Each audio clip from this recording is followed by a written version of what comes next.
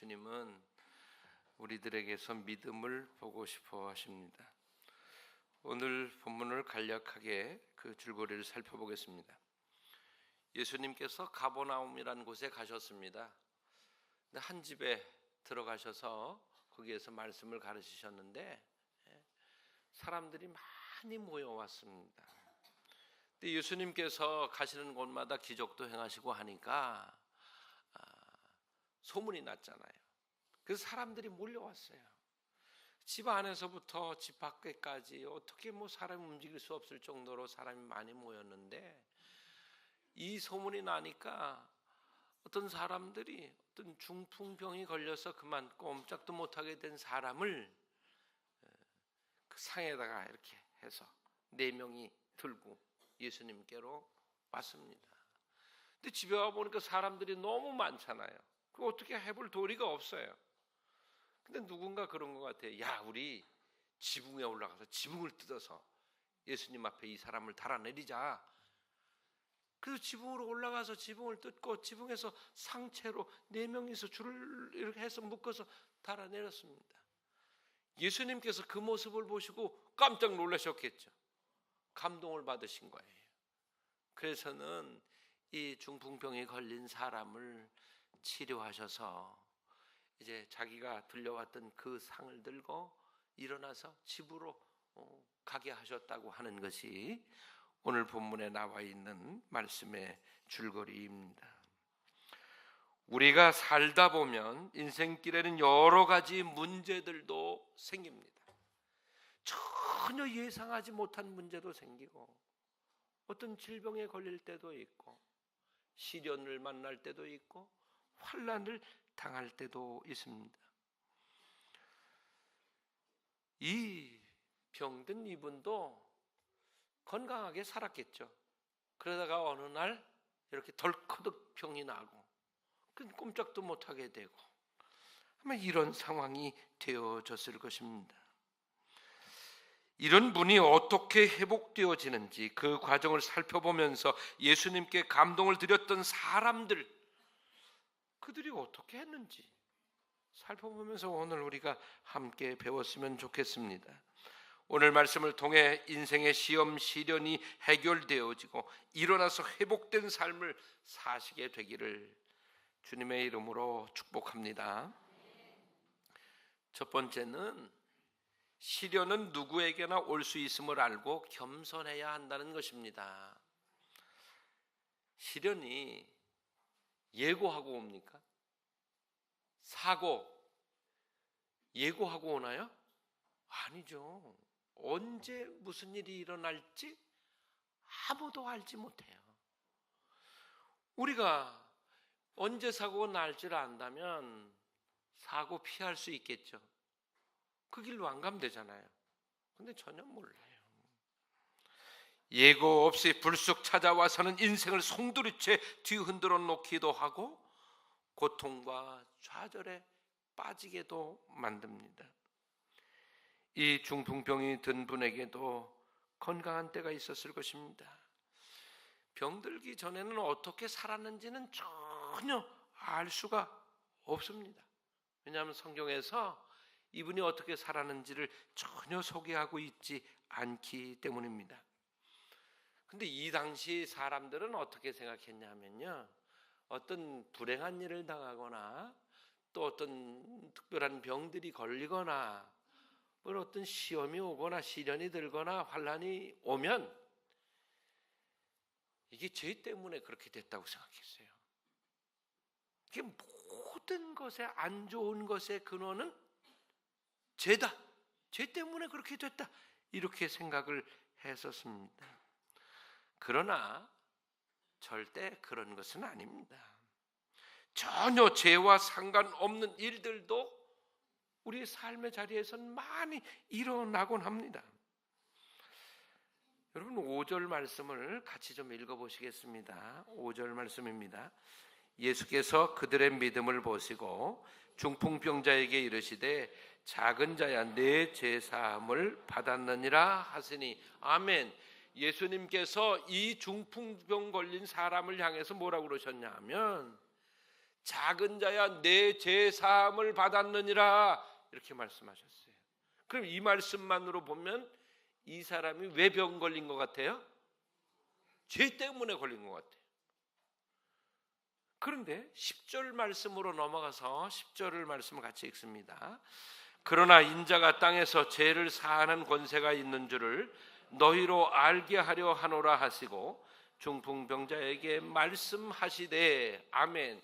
10절을 보니까 왜 예수님께서 이분에게 내 죄 사함을 받았느니라 라고 말씀하셨을까요? 그걸 설명하고 있어요. 10절에서 왜? 예수님에게 자신에게 죄 사하는 권세가 있는 것을 거기에 모인 사람들이 알게 하시려고 그렇게 말씀하셨다. 이렇게 말씀하신 거예요. 이 주님의 말씀으로 볼 때에 이 병든 분이 죄 때문에 병에 걸린 것은 아니라는 걸 알 수가 있습니다. 누구에게나 시련은 올 수 있습니다. 죄와 상관없이 올 수 있습니다. 그럼 우리에게 이런 시련, 시험들이 오는 원인들을 좀 살펴봐야 되는데 첫 번째 원인은 뭐냐 하면요, 내 잘못으로 오는 거예요. 내가 잘못해서, 내가 절제하지 않아서, 내가 함부로 살아서, 내가 막 하는 거예요. 이렇게 해서 또 내가 실수해서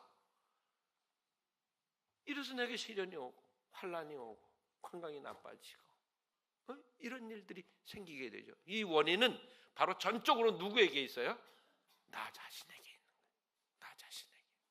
두 번째는 어떤 원인들이 있을 수 있냐면요, 마귀 사탄이에요.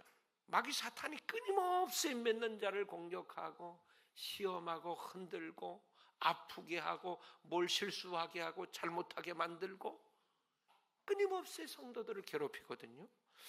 사단의 공격으로 말미암아 그럴 수 있죠. 성경에도 보면 어린아이가 흉악한 귀신이 들렸다고 그랬잖아요.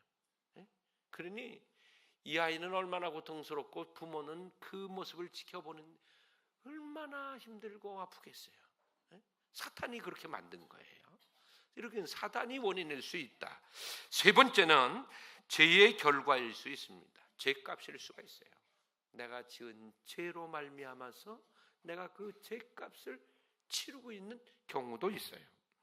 네 번째는 하나님께서 주시는 시련도 있는데요, 하나님께서 고쳐서 쓰시려고 하나님께서 역사하신 거죠. 대표적인 사람이 뭐냐 하면 사도 바울이에요. 사도 바울이 얼마나 씩씩한 사람이에요. 그런데 다메섹으로 가는 길에서 하나님께서 강력한 빛과 음성으로 치시니 그가 땅에 엎드러 졌고 눈이 어떻게 됐어요? 눈이 멀어버렸어요. 언제까지 멀었어요? 아나니아에게 안수를 받아서 회복되기까지는 눈이 멀어서 볼 수가 없었어요.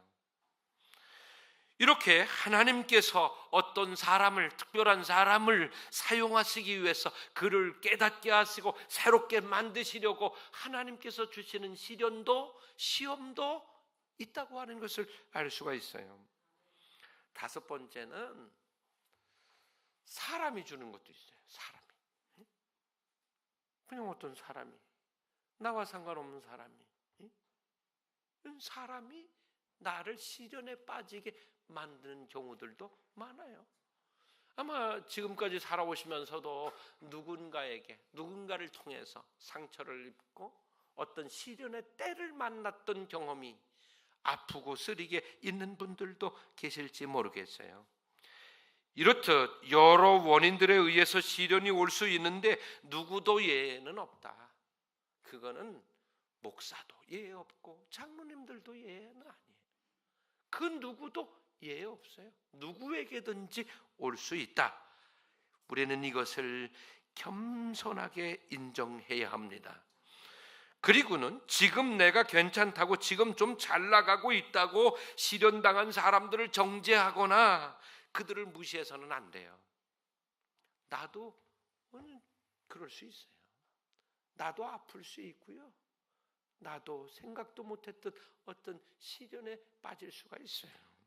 그러므로 우리는 그런 분들이 주변에 있다면 불쌍히 여기고 돕는 사람이 되어야 할 줄로 믿습니다.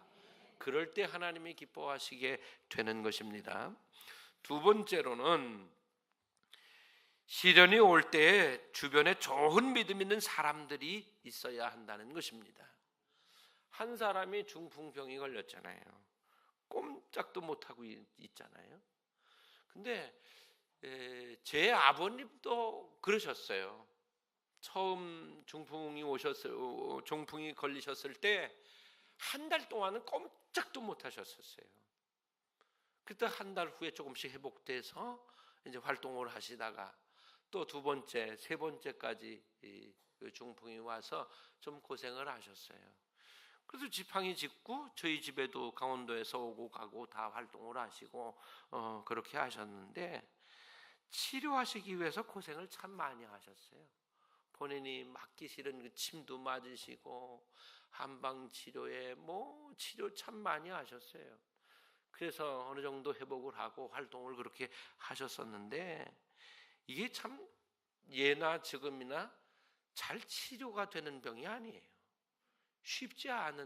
치료가 쉽지 않은 그런 병이기도 하잖아요. 그런데 지금도 그런데 그때 당시에는 어떻겠습니까? 그때는 더 했겠죠. 치료 방법이 지금보다 훨씬 더 뒤떨어져 있었으니까요. 이제 이렇게 누군가가 병이 나거나 어떤 사고가 있거나 하면 제일 힘든 사람은 본인이에요. 얼마나 답답하고 얼마나 아프고 얼마나 힘들겠어요. 그래서 이 아픈 분들을 우리가 이해하고 그분들의 고통에 동참하고 하는 거 우리가 반드시 해야 할 일이에요. 얼마나 힘들겠어요. 사실은 아픈 일들은 자기가 아파보지 않은 사람은 아픈 사람을 그냥 그래 아프겠구나 하는 거지 몸으로 와서 체험되지는 않는다고요. 그 건강한 사람들은 연약한 사람들, 병 자주 나는 사람들 잘 이해 못해. 그래서 그런 분들에게 함부로 말씀하시거나 그러기가 참 쉬워요. 본인만 힘드냐? 안 그래요. 가족들도 다가 힘들죠. 온 가족이 다 힘들죠. 여러분, 이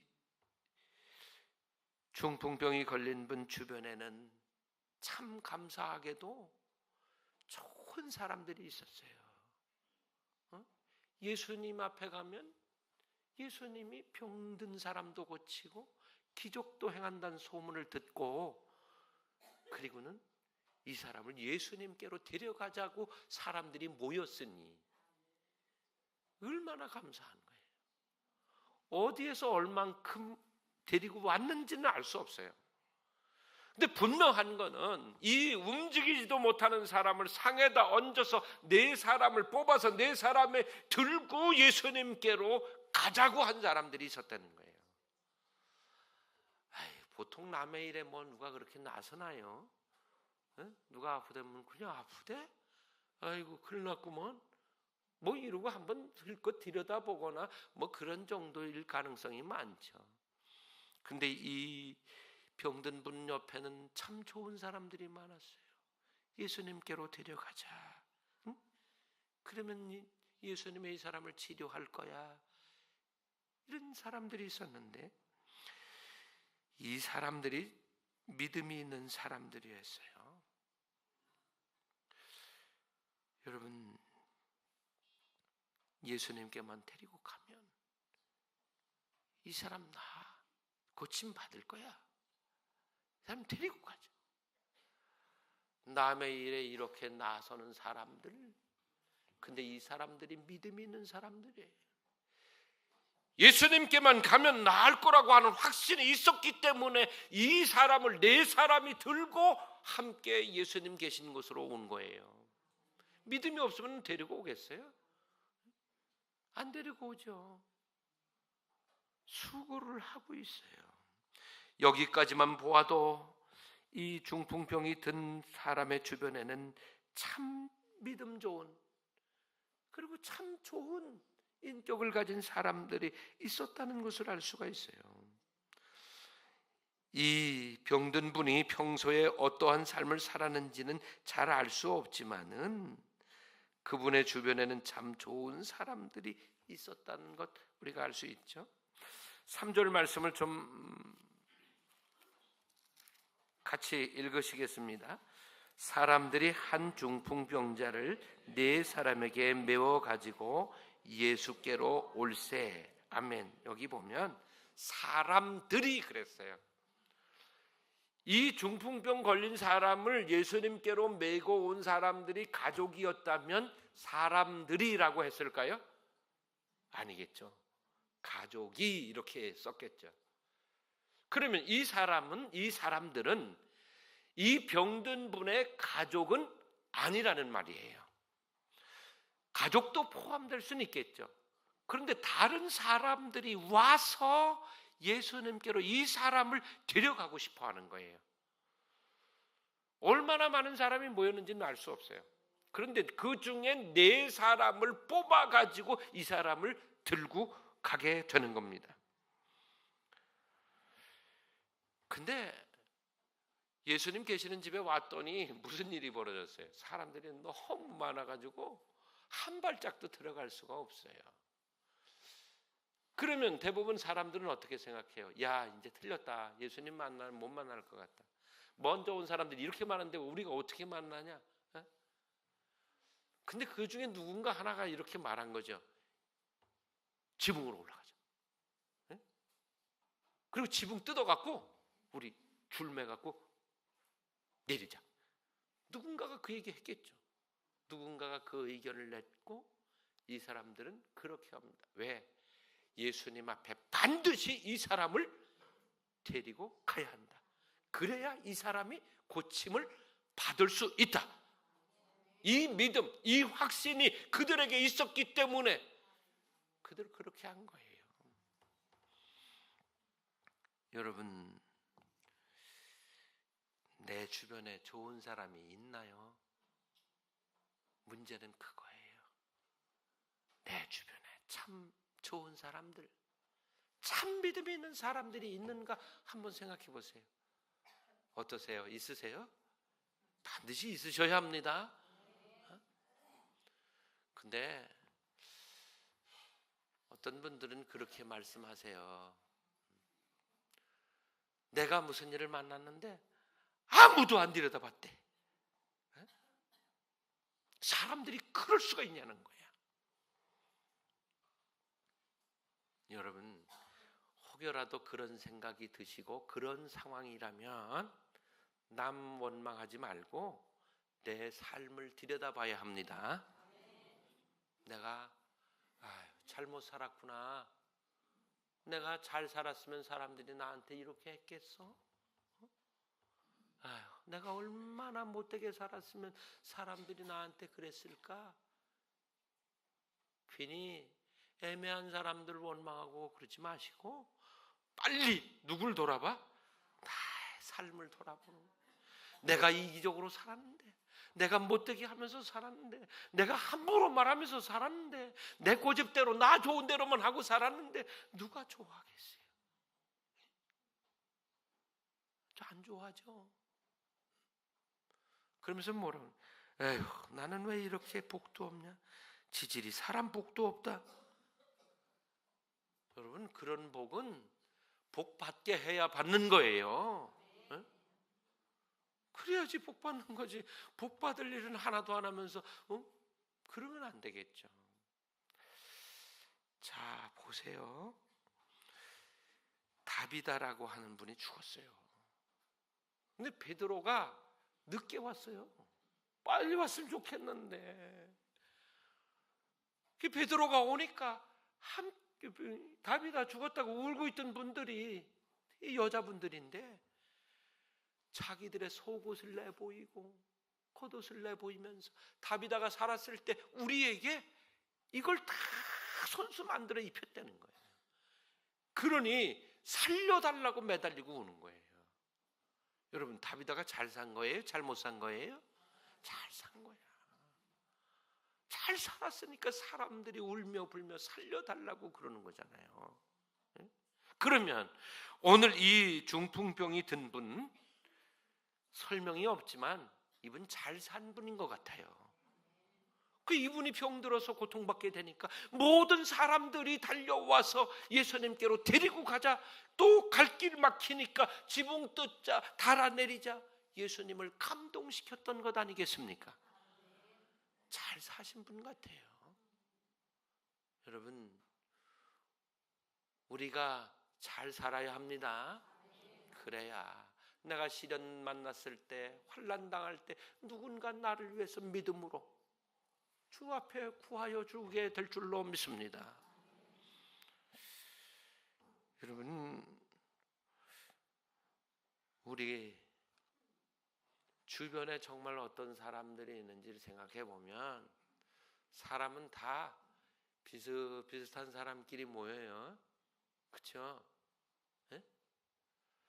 술 좋아하는 사람들은 누구하고 모여요? 술 좋아하는 사람들끼리 모여. 네? 노는 거 좋아하는 사람은 노는 거 좋아하는 사람들끼리 모여. 보면 이렇게 보면 알아요. 제가 요새 현장에 출근하고 있잖아요. 거기 서서 보면요, 온갖 사람들 다 지나다니는 거 다 봐요. 학생들 이렇게 이제 등교 시간 되면 쭉 하잖아요. 걔네들도 뭉쳐서 가는 거 보면 거의 비슷해. 뭉쳐 가는 아이들끼리 비슷한데 보니까 머리 색깔 비슷해, 치마 길이 비슷해. 산의 아이들 보면 하고 가는 거 보면 걸음걸이 비슷해. 비슷비슷해 보면요. 아, 저게 끼리끼리 뭉쳐 다닌다는 얘기구나. 어? 어른들도 그래요. 끼리끼리 뭉쳐 다녀요. 여러분, 내 주변에 참 좋은 믿음 있는 사람들이 있어야 합니다. 그러기 위해서는 내가 그런 사람이 되어야 되는 거예요. 그러면 자연스럽게 참 좋은 믿음 있는 사람들이 모이는 거예요. 여러분, 그렇게 사실 수 있게 되기를 바랍니다.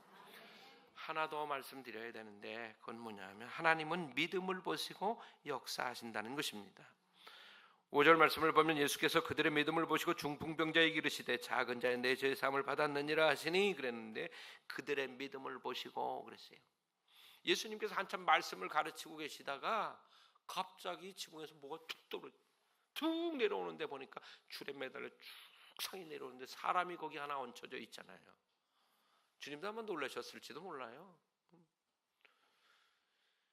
주님이 첫 번째 본 것은 그 상에 들려 내려온 중풍병이 드신 분이었어요. 주님은 그분만 본 게 아니에요. 갑자기 지붕이 뚫리고 거기에서 사람이 내려오는데 그 줄 잡고 있는 사람들이 거기 있을 거 아니에요. 이걸 좀 한번 해봤어야 되는데 여기서 뭐가 지금 쑥 내려와야지 딱 맞는 건데 쳐다볼까요? 안 쳐다볼까요? 쳐다보죠. 거기 네 사람이 줄을 잡고 있는 거예요. 근데 예수님은 거기 줄 잡고 있는 사람을 보신 게 아니라 그 사람들의 마음을 보셨어요. 저를 따라서 하시기 바랍니다. 주님은 우리의 마음을 보십니다. 주님은 중심을 보시는 분이에요. 우리들의 겉모습엔 관심 없으세요? 여러분, 뭐 옷 입고 뭐 화장하고 뭐 하고 이런 거 왜 하세요? 교회 올 때 대부분 하고 오시잖아요. 그죠? 화장하고 오시잖아요. 왜 하고 오세요? 물어봤더니 이러더라고요. 예수님께 이쁘게 보이려고 그러던데. 근데 예수님 그거 하나도 관심이 없으셔. 저도 집안에 딱 들어가면 다 벗고요. 양말도 벗고 추리닝 입고 그리고 티셔츠 입고 덜렁거리고 있어요. 그리고요, 집에 있을 땐 세수도 안 해요. 귀찮잖아. 갑자기 어느 집에 신방 가면 주인이 바뀐 걸로 착각될 때가 있더라고요.